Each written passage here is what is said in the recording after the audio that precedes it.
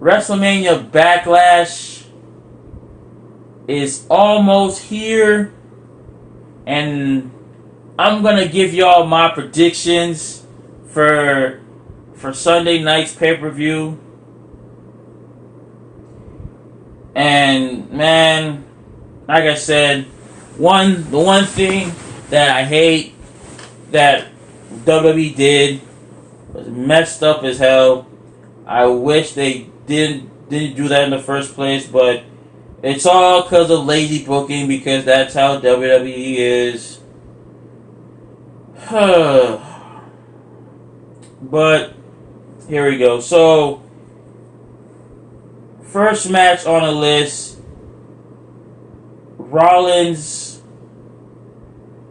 Seth freaking Rollins and Cody Rhodes, the American Nightmare, going at it again, but this time at WrestleMania Backlash. So, in this match, I feel like Cody Rhodes is going to have the upper hand at this. It's been back and forth, like every single Monday night ever since WrestleMania 38. This man got his respect. This man deserves it, and honestly, this man will beat Seth Rollins again at WrestleMania Backlash. Like, ever since he came back at WrestleMania 38, it was basically a dream match for everybody in the WWE to see Cody Rhodes come back and wrestle. On top of that, wrestle against Seth freaking Rollins. Obviously, at WrestleMania 38, he defeated Seth Rollins, and it was a glorious night of his return, and we love to see this man. And honestly, he's going to do wonderful things in the ring again. Like, every single match has been a banger. Every single match that Cody Rhodes did has been a banger. This man has not lost a match once ever since his return to WWE. Not at WrestleMania 38, not at, his first, not even the dark matches, the after air match, not like after Raw matches, like the dark matches. He beat Kevin Owens. He beat Kevin Owens on TV. He was in a 8-man tag team with RK Bro and Ezekiel, and won that match. So this man has won every single match ever since his comeback and coming back to WWE. Like I said, Cody Rhodes will beat Seth Rollins. Cody Rhodes versus Seth Rollins Part 2. Cody Rhodes with the W. Calling it down. Next on the card, we have SmackDown Women's Champion Charlotte Flair versus Ronda Rousey in an I Quit match for the title. And honestly, yes, WrestleMania 38 didn't go as planned for Ronda Rousey. Like, she basically was close to winning the title.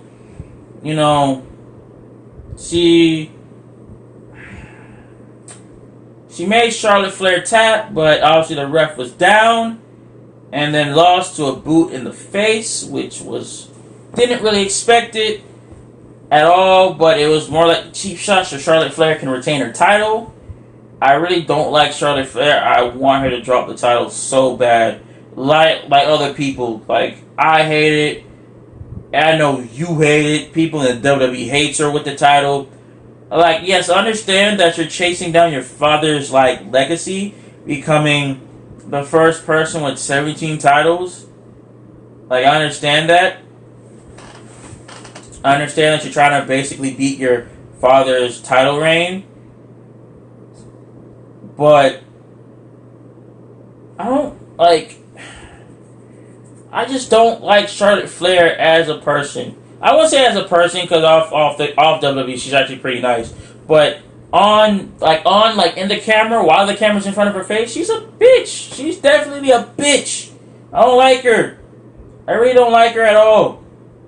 Like, Ronda Rousey should have won the title of WrestleMania. Honestly, you.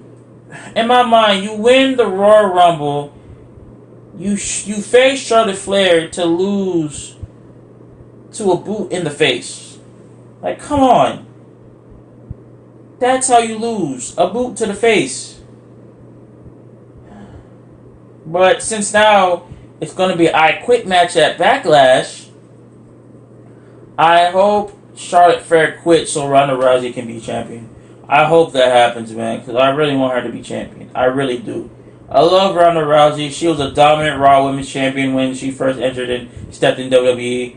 And, when she gets that SmackDown Women's Championship title, she will be a very dominant SmackDown Women's Champion. Ronda Rousey for the W. That's my pick. Next one on the list, AJ Styles versus Edge at Backlash. Now, this match was actually very good. I'm not gonna hold you. At WrestleMania, this was a good match. I'm not gonna hold you. The build up for this match was excellent as well too. Edge not only had a new character, but a new persona and a new theme music. It just changed everything about Edge.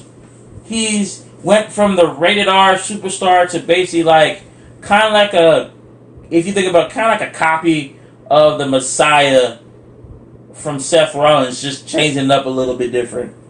And basically how Seth Rollins was a Messiah in the past and had a vision and everything like that, it's basically the same kind of route on Raw, just a little bit different.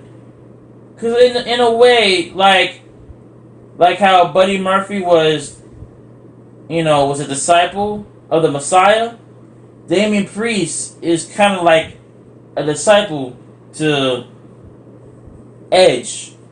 It's weird to explain, but it's kind of true. It's kind of true. But in my mind, I feel like Edge will probably get the dub again. I don't know what story they're trying to go for with Edge. I mean, I heard it's been good. I haven't really been watching Raw recently. For maybe the past 2 weeks, I probably missed a lot on Raw, but I feel like Edge will get the W again in this rivalry. And I definitely feel like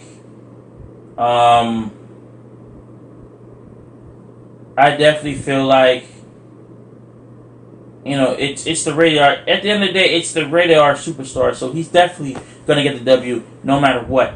So my money is on Edge this match. Next one on the list is Bobby Lashley versus Omos with MVP. Now this sucks, honestly. At WrestleMania 38, Bobby Lashley proved himself that he can, do without MVP just one time. And the one time he proved himself with that MVP turned on this man. Said this man, oh, you're nothing. You're nothing without me. Remember how, he basically saying, remember how you got your United States title? It was because of me. Remember how you got your WWE Championship? It was because of me. Remember how the Hurt Business started? It was because of me. Basically, he's basically saying, everything that I did for you was because of me. Without me, he basically saying you would never make it as a WWE champion. You would never make it as the leader of the Hurt Business. You would never make it as United States champion. Every opportunity because of me. Because you're sorry, you suck, you don't have what it takes, and basically sided with Omos. Because he basically thinks oh, you betrayed my loyalty, you betrayed my honesty, you betrayed my trust, and you're nothing to me anymore. And I hate you for that. That's what's in MVP's eyes. That's what MVP thinks in his head. That basically Bobby Lashley stabbed him in the back, that he didn't need him at ringside at WrestleMania 38, and now he's with Almost because he sees potential in Almost. And do I see Almost as a future WWE champion? Possibly, maybe. I mean, if you think about it, the last big man that was champion was, I won't say last big man, but kind of like almost his height was a Big Show. Big Show was world heavyweight champion. He was the man was world heavyweight champion. So I won't be surprised to see Almost as WWE champion, or maybe United States champion, or Intercontinental champion. He's nowhere near Universal Championship, so I can't really give him that. But he's probably the next thing he's probably going to go after is maybe the mid-card title. Either United States or Intercontinental. It's going to be one of them two. He needs more build-up to become maybe WWE champion or Universal champion. He's nowhere near those two yet. But he's definitely probably more near United States or Intercontinental title reign territory right now. But Almost is a big dude. A lot of strength. Man is strong as hell in the ring. His only loss was obviously Bobby Lashley. One at WrestleMania 38 and one in an arm wrestling match. That was kind of retarded to test your strength in an arm wrestling match, but it is what it is. I feel like they should have had a regular match, honestly, or maybe a Falls Count Anywhere match. I feel like that would have been better.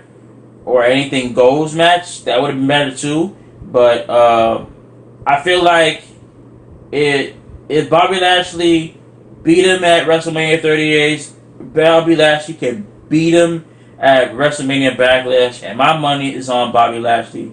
Because this man is strong as hell, and he basically proved himself at WrestleMania 38 why he's called the Almighty Bobby Lashley. Next card that we have on the list, Happy Corbin versus Madcap Moss. Now, there's been some beef with each other ever since Andre the Giant Battle Royale. Ever since the man won, that match. And basically, Corbin is saying, you're not like the whole thing with MVP. He's basically saying, I stuck by you from day one. We had each other's back. You betrayed me now, and you're nothing without me. You suck. You're trash. Basically, kind of how MVP did Bobby Lashley. It's the same kind of method in a way. I feel like Madcap Moss over the weeks that he dedicated himself, basically showed the world that he can be an actual good wrestler and actually have potential.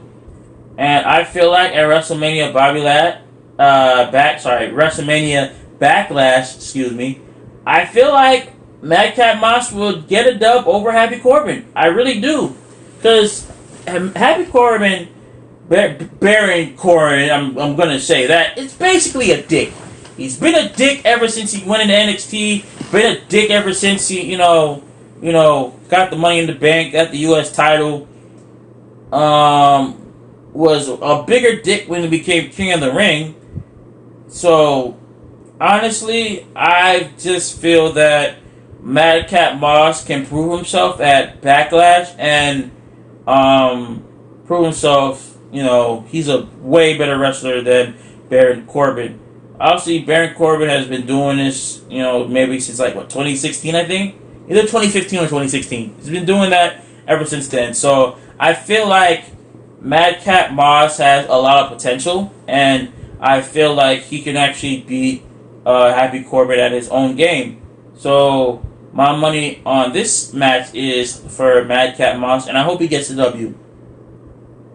So, moving on to the last match of the card, and one of the laziest bookings that WWE has done. Basically, we're all supposed to get a unification match at WrestleMania Backlash. The Raw Tag Team Champions, RK Bro, versus the SmackDown Champions, the Usos, battling out Tag Team title for Tag Team title. Who is the best Tag Team Champion of all time? Unification match. But obviously that went downhill at the signing, and Roman Reigns ripped it up in front of Riddle's face, so in basically saying it's no longer going to happen. Like, in my mind, you said you wanted the Usos to have 2 titles, just like you. You have 2 titles. You have the WWE Championship and you have the Universal Champion. You're the undisputed Universal Champion. And you wanted the Usos to go out and get the Raw Tag Team titles. Nothing wrong with that. You wanted it to happen, and then you ripped up the contract. That was basically going to happen. You ripped it up and threw it in Riddle's face after you specifically said you want them to have 2 titles. Make up your mind, WWE, and make up your mind, Roman Reigns, because that was the dumbest call you have ever done. And on top of that, lazy booking. Like Paul Heyman said, 6-man tag team match. That was the most dumbest idea of all time. You could have just had Drew McIntyre versus the undisputed Universal Champion for both titles, and then RK Bro and Usos have their unification title match. But no, 6-man tag team title. 6-man tag team match. RK Bro and Drew McIntyre versus the Bloodline. That's the most dumbest match of all time, bruh. We all want to see a unification match. We're all happy and excited to see a unification match at Backlash. But no, they scratched the whole idea live on television. Scratched the whole idea in front of our faces and gave us the dumbest match that no one asked for. Yes, I'm heated because I asked for a unification match, not a 6-man tag team match. No one wanted that. No one.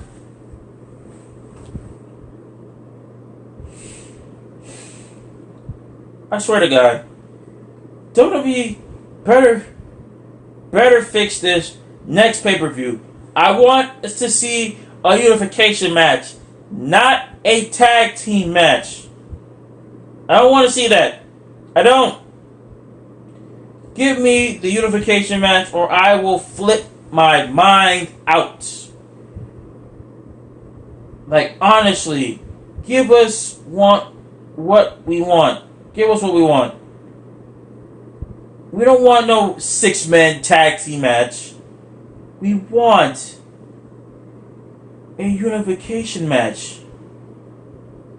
That's all we want. But who do I think that's basically going to win this match? Honestly, I feel like it's going to be the Bloodline. As much as I love Drew McIntyre and I love as much RK Bro, it's the Usos and it's the Usos and the Undisputed Tribal Chief. They're gonna find some way to cheat. It happens every pay-per-view. It happens every single, obviously the Usos find some way to cheat. Roman Reigns finds some way to cheat and try to win the match. I want RK Bro and Drew McIntyre to win. I really want them to win, but I know it's not gonna happen. It's not gonna happen that way. I know it's not gonna happen that way. They always cheat, especially, Roman Reigns. I honestly realize now that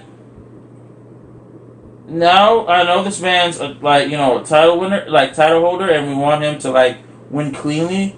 But this man doesn't win cleanly anymore. This man wins by cheating now. That's what he does. He wins by cheating, and obviously, it sucks that he now wins by cheating, but that's what he does. He just cheats now. It sucks to see that, but it's the truth. It is what it is at this point. But even though I want my money to be on RK Bro and Drew McIntyre, it's going to be on the Bloodline. It's basically majority rules at this point. My money's definitely money's definitely going to be on the Bloodline. Like, he's the longest reigning Universal Champion for a reason. So, I mean, if the Bloodline loses at Backlash, I'll be surprised, honestly. And basically, Drew McIntyre proved himself why he could be a double champion. So, but yeah, that's my predictions on all the Backlash matches. Backlash is coming up this Sunday. I'm excited to watch it, honestly. And I just hope that my picks were right. I know I'm probably wrong on maybe one or two of them, but I love WWE The Passion. I really do. I love everything about it, from the character to the belts to the storyline, everything like that. But, I just hope Backlash is really good, or if not good, like decent.